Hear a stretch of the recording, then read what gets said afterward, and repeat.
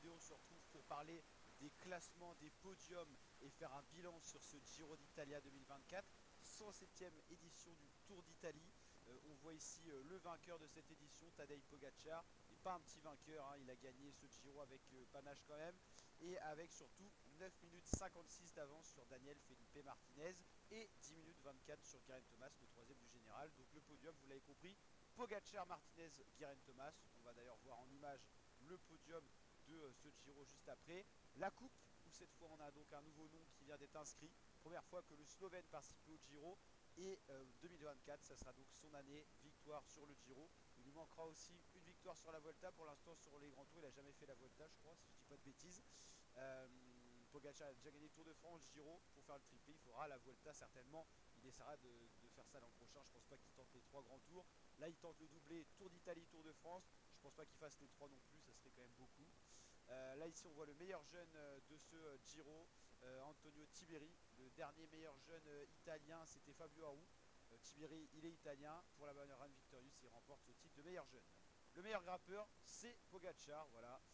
Il est maillot rose, mais il a également maillot bleu Azzurro de meilleur grimpeur. Le maillot cyclamen, qui a d'ailleurs, pour la petite anecdote, fait tomber sa bouteille de champagne un peu maladroitement. Jonathan Mailan, qui a terminé deuxième de cette dernière étape de ce Giro, après avoir subi une crevaison dans les 10 derniers kilomètres. Il a réussi à réintégrer le peloton pour faire le sprint. Vous pouvez revoir tout ça, revivre tout ça dans le résumé complet de la 21e étape, qui est disponible sur ma chaîne YouTube. Donc maillot cyclamen de meilleur grimpeur pour la Lidl Trek et l'Italien Jonathan Mailan. Les Italiens étaient à la fête, meilleur jeune avec Tiberi, meilleur sprinter avec Mailan. Ils ont eu pas mal de victoires d'étape, donc franchement positif le Giro des Italiens. Pour le classement général, c'était plus compliqué. Geraint Thomas, le troisième de ce Tour d'Italie, un des vétérans du peloton, 38 ans, toujours passionné de vélo. Il n'annonce pas sa retraite et tout ça, donc Geraint Thomas qui était là. Le deuxième, le Colombien Felipe Martinez, qui est arrivé dans les rangs de la Bora, anciennement chez Ineos, où il était plus équipier que leader.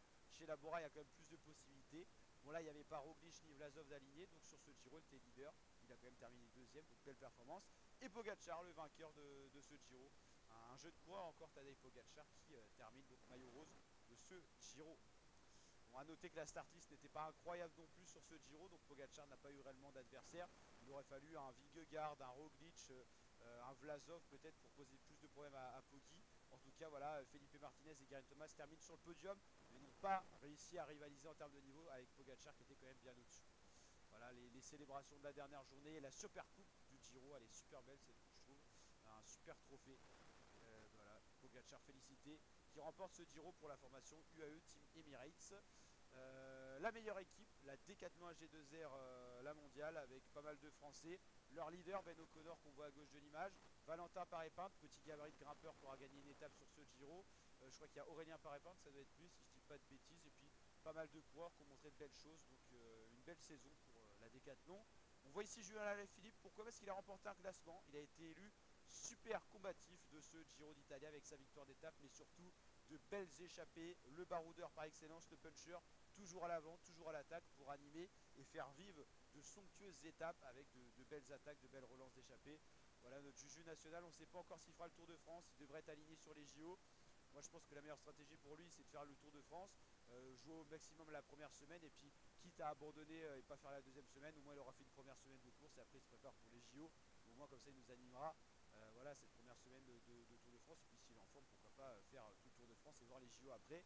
En tout cas, je pense que Thomas Vauclair, le sélectionneur de l'équipe de France, doit avoir dans la tête d'emmener Julien au JO. Il est très apprécié du public français et international, et ne pas avoir Julien Lafilippe, le coureur français, au JO, ça serait vraiment dommage. Mais voilà, le risque s'il fait le Tour de France, c'est de se blesser, tout ça. Donc voilà, on peut y penser. Et le vainqueur de ce Giro va terminer avec cette belle image, Pogacar qui croque son trophée. Et donc c'était un plaisir, un réel plaisir de suivre du 4 au 26 mai ce Giro en votre compagnie. Merci à toutes et à tous de votre audience, de votre présence, que ce soit par les abonnements, les commentaires, les likes, vos visionnages. Grand merci pour toute la force que vous nous avez apportée. Pour le cyclisme, on se retrouve le week-end prochain pour le début du Critérium du Dauphiné. Ça sera dimanche, une semaine de course. Et dans les plus longues échéances au niveau du cyclisme, on se retrouvera pour l'intégral Tour de France. Ça sera le même format que pour le Giro, avec donc le Tour de France qui débutera le 29 juin. Pas mal d'autres vidéos à retrouver. Il n'y aura pas que du cyclisme sur la chaîne, il y aura pas d'autres choses. Donc n'hésitez pas à rester actif sur la chaîne. Dans l'onglet communauté, on vous balance plein de sondages. Dans les onglets vidéo playlist, on organise tout. Et puis voilà, c'était un plaisir de suivre ce Tour d'Italie en votre compagnie. Allez la team, je vous dis à très bientôt pour de prochaines vidéos. Plein d'autres contenus à découvrir sur la chaîne YouTube. Ciao ciao, bye bye.